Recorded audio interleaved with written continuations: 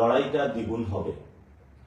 আপনারা জানেন যে বাংলাদেশের সন্ত্রাস, চাঁদাবাজি এবং দুর্নীতি ব্যাপক হারে বেড়েছে, যেটার বিরুদ্ধে আমাদের নতুন প্রজন্ম লড়াই করে যাচ্ছেন। তো আপনারা গতকালকে আমরা সারাদিনে কি হয়েছে সেই বিষয়টা আমি আপনাদেরকে আপডেট দিতে পারি নাই, যার জন্য আজকে লাইভে আসা। আমরা গতকালকে ইলেকশন ডেটা সকালবেলায় একদম শুরু করেছিলাম। সকালে আমরা পল্টনে সেন্টারে গিয়েছিলাম এবং সেখানে সবকিছু ঠিক পেয়েছিলাম। তারপর আস্তে আস্তে বিভিন্ন যে কেন্দ্রগুলো আছে সেখানে আমরা যাওয়া শুরু করি। আমাদের যে জায়গাটা থেকে সমস্যাগুলো শুরু হয়েছে সেটা হলো মির্জা আব্বাস মহিলা কলেজ।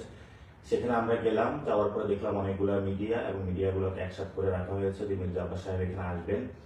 এবং পরবর্তীতে আমি সেটা অ্যাভয়েড করে ভিতরে গেলাম। প্রথমে নারীদের সাথে কথা হলো, নারীরা ব্যাপক হারে সেখানে ভোটদানের জন্য উপস্থিত হয়েছিলেন এবং তারা যেটা জানালেন যে তাদের সিরিয়ালটা স্লো করে রাখা হয়েছে, যার জন্য ভিতরে ভোট দিতে তারা দেরি হচ্ছে।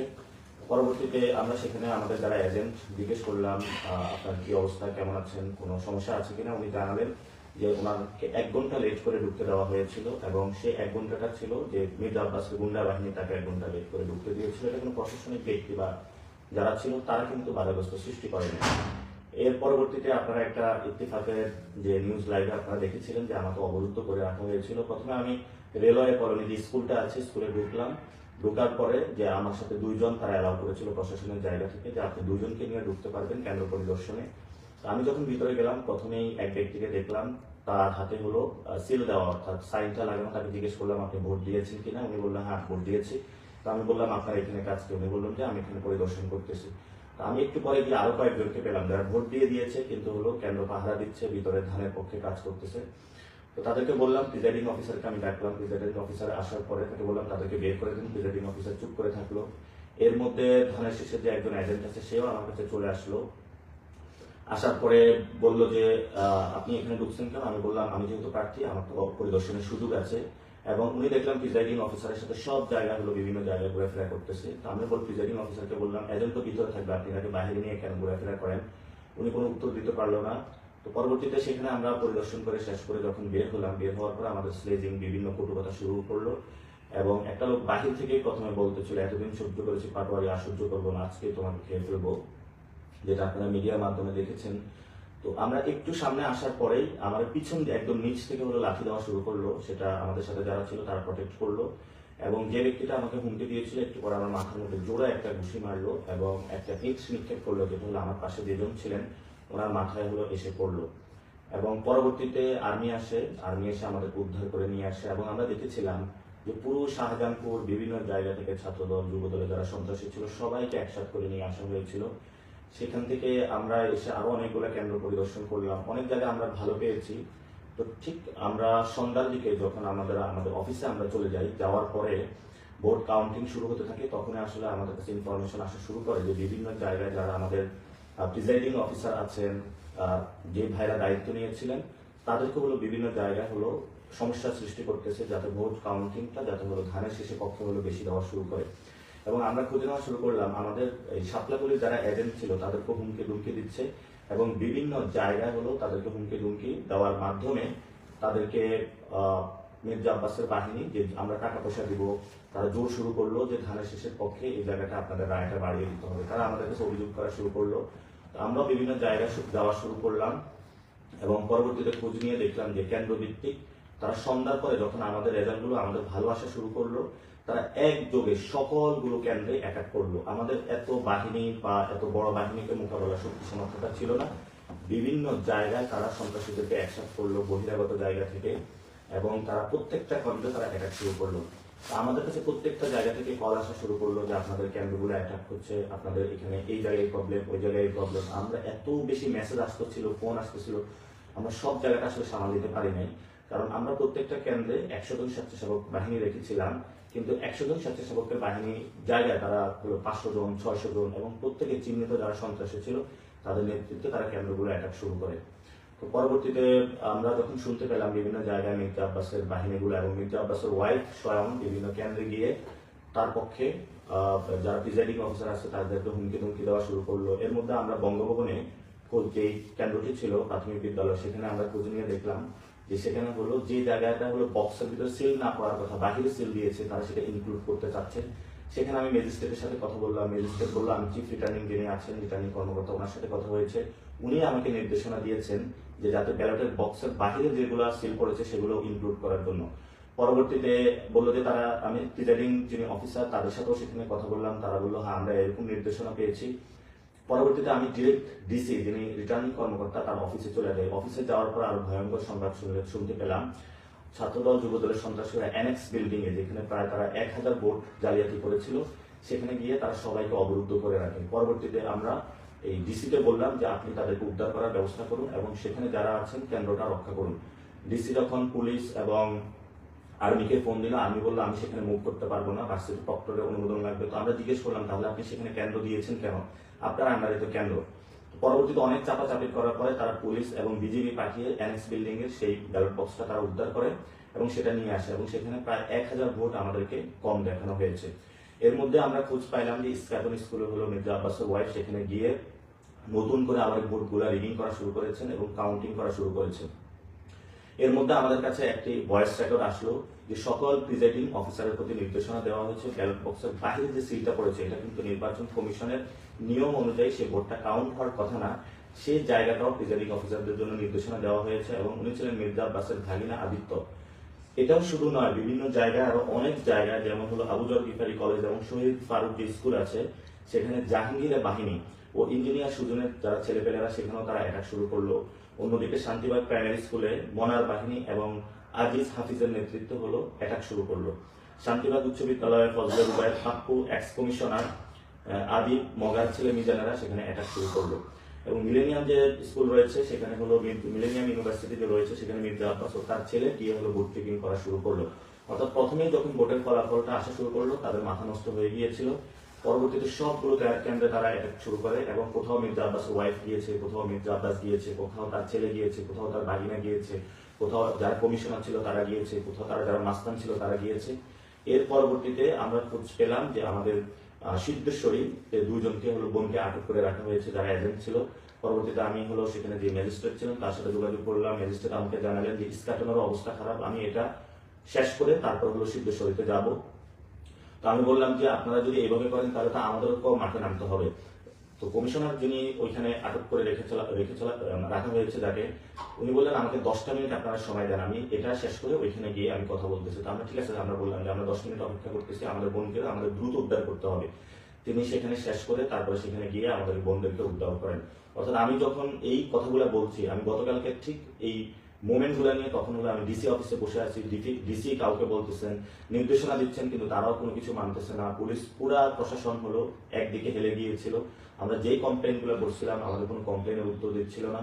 তো ইতিমধ্যে পুরা আমাদের যিনি আহ্বায়ক নাহিদ ইসলাম বলেছিলেন ঢাকা 8-এ আসার জন্য, কারণ যেই জনশক্তি আমাদের ছিল বিভিন্ন কেন্দ্রে দিয়েছিলাম সেটা হলো এক জায়গা থেকে আরেক জায়গায় দৌড়াদৌড়ি করতে গিয়ে আমাদের সবার খুব বাজে অবস্থা হচ্ছিল। এর মধ্যে আমরা ফেসবুকে দেখলাম বিভিন্ন কেন্দ্রে রিডিং হওয়া শুরু করেছে। এর আগের দিন যখন পরিবার সংস্কৃতি বিকাশ কেন্দ্র হলো জাল ভোট করার জন্য একদল সন্ত্রাসী একত্রিত হয়েছিল, তখন আমরা 10-15 জনকে পাঠিয়েছিলাম। আমাদের প্রত্যেকটা ব্যক্তিকে হলো রাস্তায় ফেলে পিটানো হয়েছে, ঘুষি দেওয়া হয়েছে, কিল দেওয়া হয়েছে, প্রত্যেকটা ব্যক্তি আহত করা হয়েছে। তো আমরা তারপরে ওই দিন হলো কেন্দ্রটা রক্ষা করি।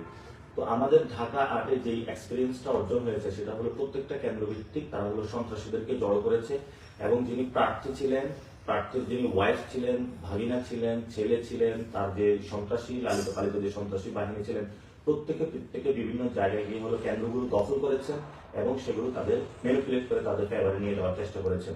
আমি যখন রিটার্নিং কর্মকর্তার অফিস থেকে বসেছিলাম, একটু পরে হলো মির্জা আব্বাসের ওয়াইফ হলো সেখানে আবার এসেছেন অনেক মানুষ নিয়ে।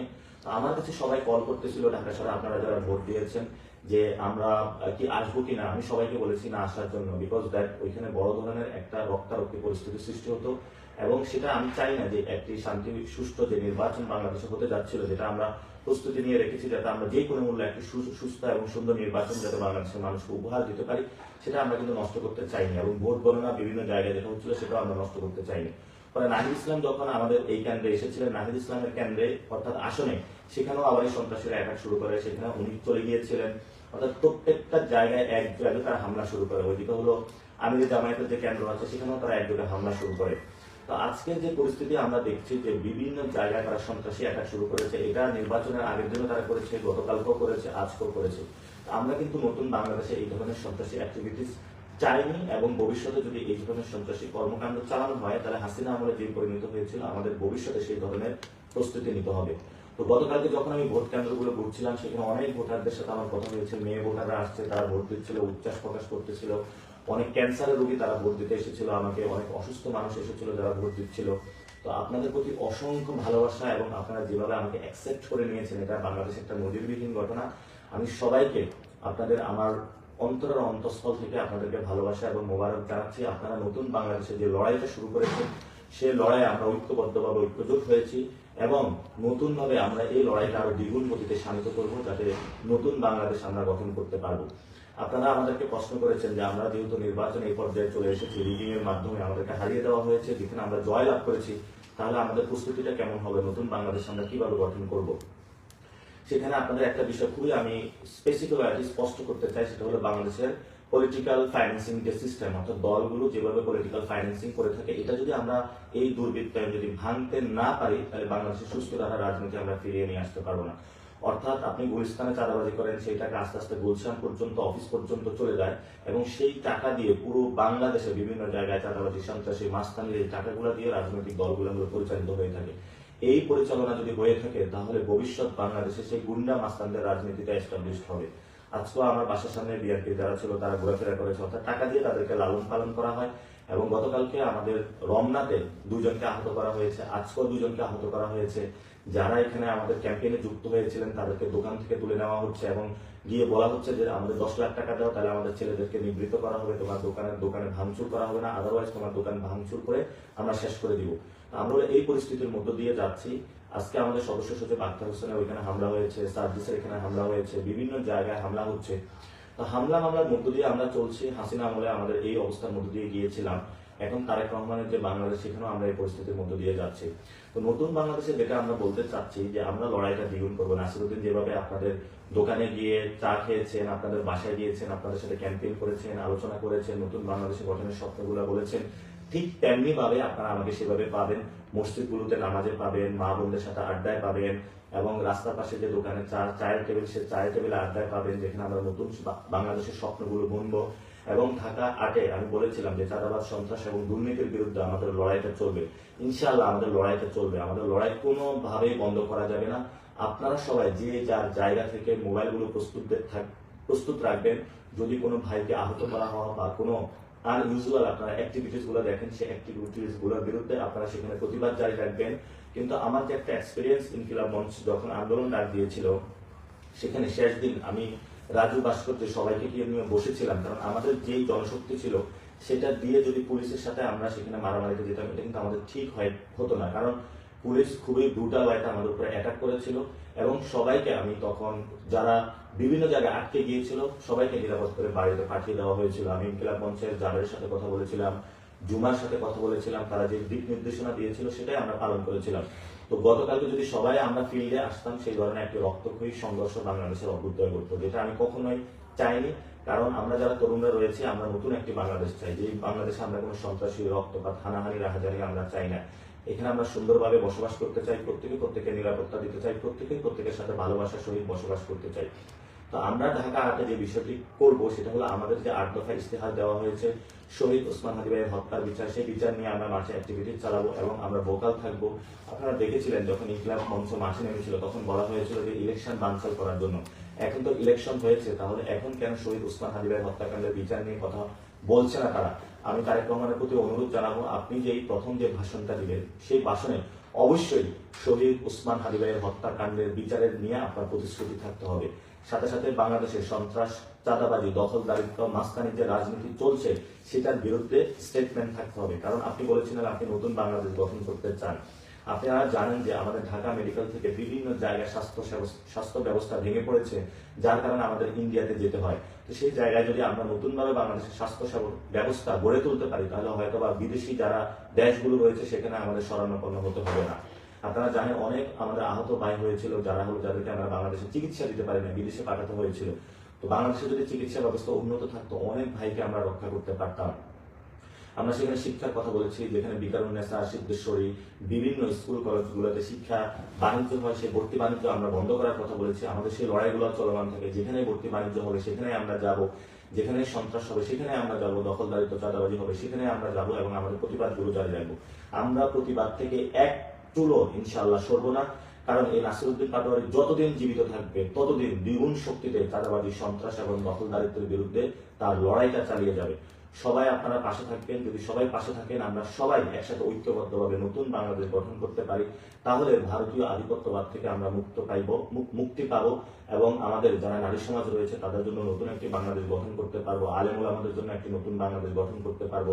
আপনারা জানেন যে বাংলাদেশের অর্থনৈতিক কাঠামো ভেঙে পড়েছে, পণ্যের দাম বেড়ে গিয়েছে, সামনে রমজান আসছে। এই রমজানে তারেক রহমান এবং যারা সরকার গঠন করবে তাদেরকে অবশ্যই এটা প্রতিশ্রুতি দিতে হবে বাংলাদেশের সামনে যে এই রমজানে কোনো ধরনের সিন্ডিকেট তারা রাখবে না। যদি সেই আবার পুরাতন সিন্ডিকেট গুলো তারা ফিরিয়ে আনার চেষ্টা করে, তাহলে আমরা শক্ত হাতে এর প্রতিবাদ করবো ইনশাআল্লাহ। আমাকে অনেক ধরনের হুমকি ধামকি দেওয়া হচ্ছে এবং আমার বাসার পিছনে পাশে সব জায়গায় তারা লোক নিয়োজিত করে রেখেছে, বিভিন্ন যে আন্ডারগ্রাউন্ড সন্ত্রাসী তাদেরকে তারা অ্যাক্টিভ করেছে। এবং আপনারা আজকে দেখেছেন, আমি গতকালকে বলেছিলাম লাঙ্গল এবং ধান একাকার হয়ে গিয়েছে এবং লাঙ্গলের মধ্য দিয়ে আওয়ামী লীগ আসতেছে, আওয়ামী লীগের মধ্য দিয়ে ভারত বাংলাদেশে আবার তার সেই যে অ্যাগ্রেসিভ অ্যাটাক সেটা শুরু করবে। তো আজকে আপনারা দেখেছেন আওয়ামী লীগের একটি কেন্দ্র উদ্বোধন করা হয়েছে, অফিস উদ্বোধন করা হয়েছে, অর্থাৎ তাদের সাথে একটা চুক্তি হয়েছিল, প্রিয় আওয়ামী লীগ তোমরা আমাদেরকে ভোট দিবা এবং ভোটের মধ্য দিয়ে তোমাদের সকল যে অফিসগুলো রয়েছে আমরা করে দিব। আমরা বাংলাদেশে বেঁচে থাকতে একটা আহ্বান জানাচ্ছি, বাংলাদেশে আমরা যতদিন থাকবো ততদিন আওয়ামী লীগের বিচার হওয়া পর্যন্ত, বিচার যে রায় দিবে অর্থাৎ জনগণের মধ্যে তাদের যে রায় আসবে সে রায় বাস্তবায়িত হওয়া পর্যন্ত তাদের কোনো অফিস তারা খুলতে পারবে। এবং আওয়ামী লীগের যে আমরা যারা শহীদ হয়েছিল, আহত হয়েছিল, তাদের হত্যাকাণ্ডের বিচার হওয়ার পরে আওয়ামী লীগের বিষয়ে বাংলাদেশের মানুষ সিদ্ধান্ত নিব। এবং আপনারা জানেন যে সংস্কার প্রক্রিয়া হাবুট যেটা এসেছে সেটাতে বাংলাদেশে জয়ী হয়েছে এবং জনগণ অভূতপূর্ব সাড়া দিয়েছে। কিন্তু আমরা শুনতে পাচ্ছি 200 এর বেশি আসন পাওয়ার কারণে বিএনপি এই বিষয়টা বানচাল করার চেষ্টা করবে। আমরা সেই জায়গায় এই দলকে বলবো বানচাল করার চেষ্টা করবেন না, কারণ হাসিনা আমলে আমরা দেখেছিলাম তারা যখন জনগণের বিরুদ্ধে গিয়েছিল তাদের অনেক বড় রাজত্ব ছিল, সেই রাজত্বগুলো খান খান হয়ে গিয়েছিল। তো আপনারা যতই বড় রাজত্বের স্বপ্ন দেখেন না কেন, এই স্বপ্নগুলা ঘুমের মধ্যেই দেখেন। বাংলাদেশে রাজত্ব ভাঙতে বেশি দিন সময় লাগবে না বাংলাদেশের মানুষের। আমি পুরো বাংলাদেশের মানুষকে ঐক্যবদ্ধ হওয়ার আহ্বান জানাচ্ছি, বিশেষত প্রিয় জেনজি এবং যারা তরুণ প্রজন্ম। আমরা জানি আপনারা দুর্নীতির বিরুদ্ধে আছেন, সন্ত্রাসের বিরুদ্ধে আছেন, চাঁদাবাজের বিরুদ্ধে আছেন, দখলদারিত্বের বিরুদ্ধে আছেন। এই লড়াইটা আমাদের থামানো যাবে না, এই লড়াইটা আমাদের কারো একার না, এই লড়াইটা আমাদের সবার। এবং আমরা জানি আমাদের যারা সিনিয়র সিটিজেন রয়েছেন তারা এস্টাবলিশমেন্টের অংশের মধ্যে রয়েছেন।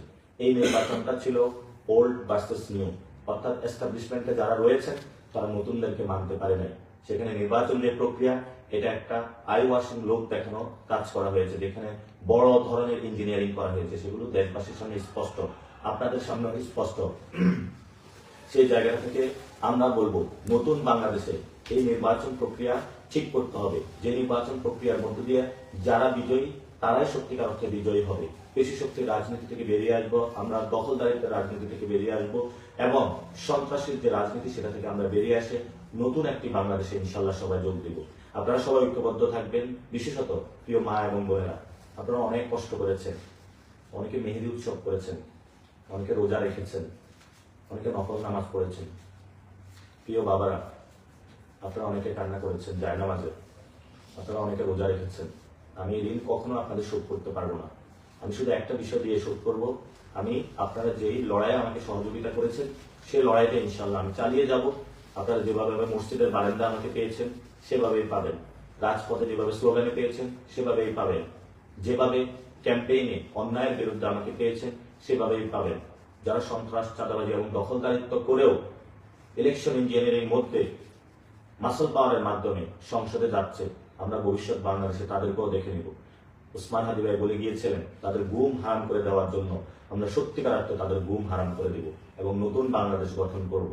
আমরা আজকে দেখতে পাচ্ছি প্রশাসনের অনেকেই নতুন করে আগ্রহী হয়েছেন অত্যাচারের স্টিম রোলার চালানোর জন্য।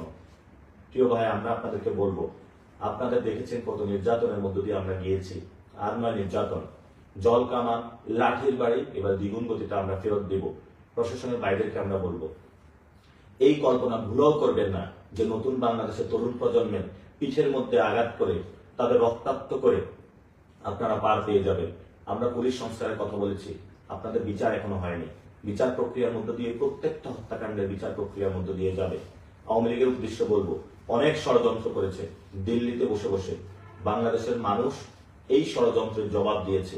আমরা ইলেকশন করতে সফল হয়েছি, বাংলাদেশের মানুষ। সেই জায়গায় আমরা জাতীয় পার্টি এবং আওয়ামী লীগের কফিন কবরস্থ হয়ে গিয়েছে। নতুন করে আর নাড়াচাড়া দেওয়ার কোনো কারণ নাই, গন্ধ ছড়াবে। এই জন্য আওয়ামী লীগ এবং জাতীয় পার্টিকে বলবো বিচারের মুখোমুখি হন। আর আমরা তারেক রহমানকে বলবো কোনোভাবেই আওয়ামী লীগকে পুনর্বাসন করার চিন্তা করবেন না। এটা বাংলাদেশের মানুষ কোনোভাবেই মেনে নিবে না। অ্যাটলিস্ট আমরা যারা রয়েছি তরুণ প্রজন্ম, আমরা কখনো মেনে নিব না। আমরা এই লড়াইটা আরো দ্বিগুণ গতিতে চালিয়ে যাব, নতুন বাংলাদেশ গঠন করব। যারা এই ক্যাম্পেইনে 40 দিনের ক্যাম্পেইনে আমাদের সাথে ছিলেন, প্রথমে আমাদেরকে বলা হয়েছিল আমাদের নাকি জানানোর কাজে আসতে হবে। একদম কানের পাশ দিয়ে হলো আঘাতটা গিয়েছে। সামনে এইসব দুর্নীতি চাঁদাবাজ যারা সন্ত্রাসী রয়েছে, সেটা আর কানের পাশ দিয়ে যাবে না, একদম মুখের উপর দিয়ে যাবে। এই জন্য বলবো, যারা গডফাদার আছেন, উচিত শিক্ষা আমরা দেওয়ার চেষ্টা করেছি, কিন্তু আপনারা ইলেকশন ইঞ্জিনিয়ারিং এর আশ্রয় নিয়েছেন। সত্যিকার অর্থে যদি বুকের পাঠ থাকতো আপনাদের, তাহলে এই ধরনের ভোট চোরের মহা উৎসবে আপনারা মারতেন না। এই যে মির্জা আব্বাস সাহেব, আপনি একজন ভোট চোর, ইতিহাসে লেখা থাকবে আপনার নাম। আপনি একজন চান্দাবাজের, ইতিহাসে লেখা থাকবে। আপনার সন্তানের সামনে যখন আপনি দাঁড়ান, তখন এই জবাবগুলো আপনাকে দিতে হবে। নতুন বাংলাদেশের সামনে এগুলো জবাব দিতে হবে। শুধু আপনি না, অনেকগুলো সন্ত্রাসী যারা জয়ী হিসাবে ঘোষণা করা হয়েছে, অনেকগুলো দখলদার চাঁদাবাজদের, আমরা তাদের বিরুদ্ধে ইনশাল্লাহ রাজপথে নামবো। লড়াইটা আরো নতুন শানিত হবে। প্রিয় তরুণ প্রজন্ম, ঐক্যবদ্ধ থাকুন, সাহস হারাবেন না। আরো দ্বিগুণ সাহস নিয়ে আমরা নামবো, যে সাহসের মাধ্যমে নতুন বাংলাদেশ গঠন করব। সে যাত্রা, সে আহ্বান জানিয়ে আজকে আমি আপনাদের সাথে কথা শেষ করছি। আমার যদি এই চলার পথে কোনো ভুল ত্রুটি কয়েকদিনের ক্যাম্পেইন হয়ে থাকে, আমাকে ক্ষমা করে দিবেন। অনেকের সাথে উঁচু কথা বলেছি। ইনশাআল্লাহ আমি হয়তো আপনাদের যে জায়গায় রিপোর্ট দেওয়ার কথা, সর্বোচ্চটা দেওয়ার চেষ্টা করেছি। ভবিষ্যতে আরো দিব এবং আমরা ইনশাআল্লাহ আগামী ইলেকশনে আরো নতুন শক্তিতে আবির্ভূত হব। আমাদের যতটুকু শক্তি এবং সাহস ছিল, এটা আরো দ্বিগুণ করব। ইনশাআল্লাহ ঢাকাতে আমরা জনগণের বানাবো, জনতারই শাসন চলবে। যদি এখানে কোনো ভাই এবং বোনদের উপর আক্রমণ করা হয়, আমরা ইনশাআল্লাহ সবাই মাঠে এসে সমুচিত জবাব দিব তাদেরকে।